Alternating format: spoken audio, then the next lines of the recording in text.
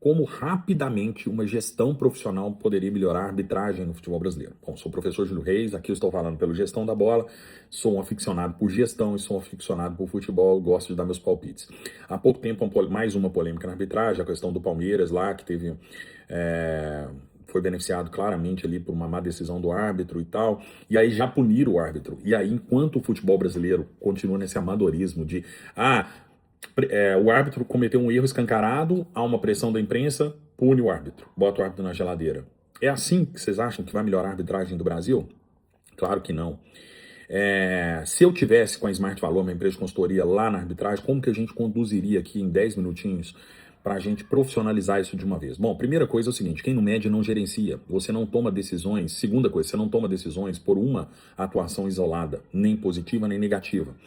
Então, como que nós teríamos que fazer? Nós teríamos que fazer um diagnóstico. E para mim, o melhor diagnóstico da arbitragem, esse é o primeiro grande passo, tá? Depois eu vou pontuar os outros. É você fazendo uma avaliação individualizada do árbitro em cada jogo, para depois a gente trabalhar com médias.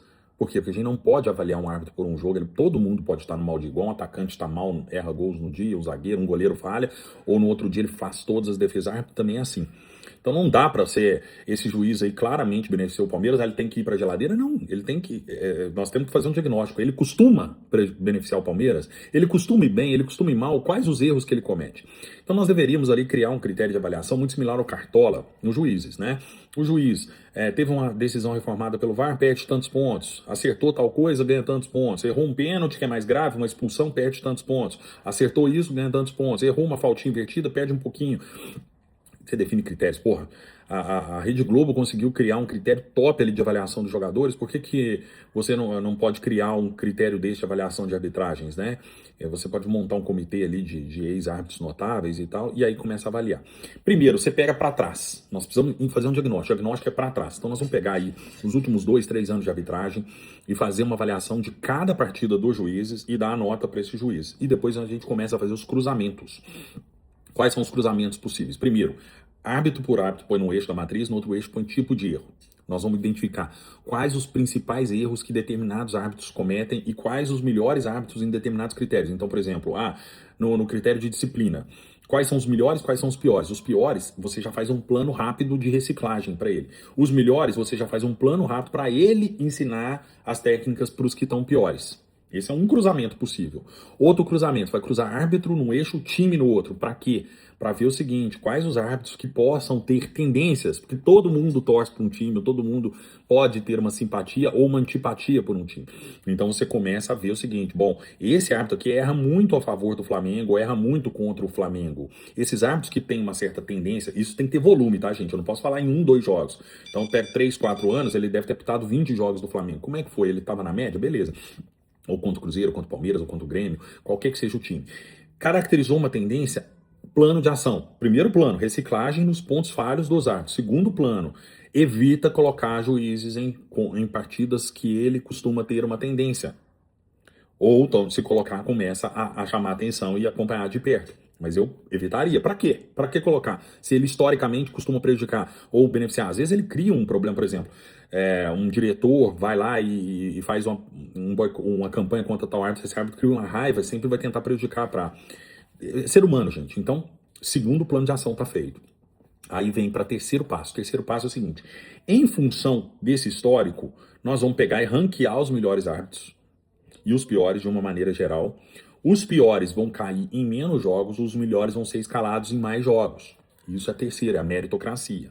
E o quarto passo, nós vamos definir uma meta. Para aqueles árbitros que têm uma média baixa, crescer bastante, chegar na média dos outros árbitros, e quem está acima, pelo menos se manter.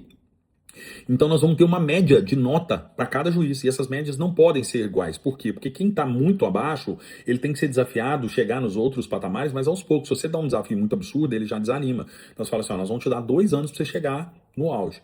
E aí, quarto passo, monta um plano de ação individualizado. Já tinha montado um plano específico para aquele ponto que ele é ruim, agora você monta um plano individualizado para cada árbitro. E a partir de agora, quinto passo, implementa uma gestão jogo a jogo.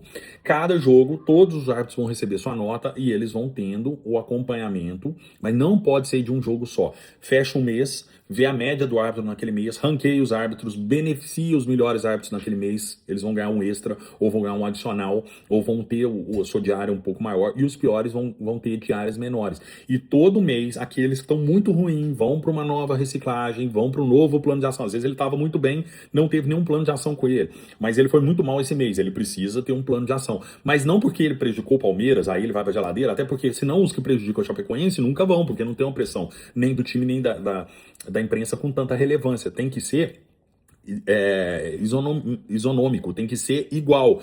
Então, dessa maneira, gente, e divulgar esses rankings. Não custa nada divulgar o ranking de performance. Ranking de junho, os top 3, faz uma premiação, reconhece quem tá bem, faz os outros brilharem os olhos para ir bem, falar, pô, mês que vem eu quero ganhar esse troféu. Igual no Cartola nós temos aí os melhores jogadores todo mês, são premiados e tal, a mesma coisa para os árbitros, né? E vai fazendo um acumulado, e vai criar o árbitro do campeonato. O árbitro do campeonato vai ser o melhor, que teve a melhor média desde o início.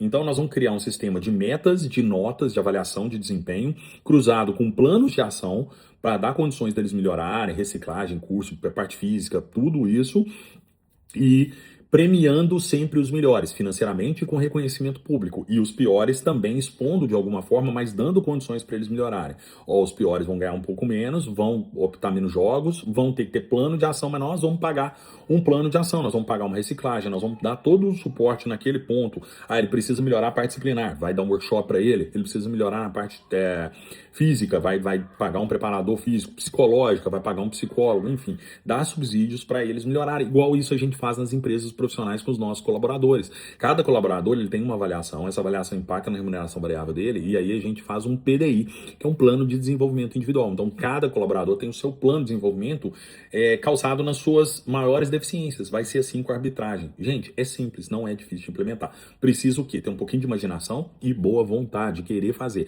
E fechar os olhos para avaliações pontuais. Jamais beneficiar ou prejudicar um árbitro por causa de um jogo específico, mesmo que seja contra o seu time. Mesmo que a gente morra de vontade que um árbitro que roubou contra o seu time, prejudicou o seu time, ele suma, não pode ser, porque tem que ser uma média, porque pode ser que ele esteja num mau dia ou num bom dia. Mesma coisa, avaliação do VAR. O VAR também tem condição de ser avaliado. Questões que ele chama que o juiz não concorda, que ele chama equivocadamente, que ele deixa de chamar em pontos cruciais, também deveriam ser avaliados e também deveriam ser gratificados ou até mesmo reciclados em função da sua performance. E aí, o que você achou disso? Faz sentido para você? Comenta, curta e compartilha. Esse é o Gestão da Bola, aqui a gente fala em gestão no futebol. Um abraço, valeu.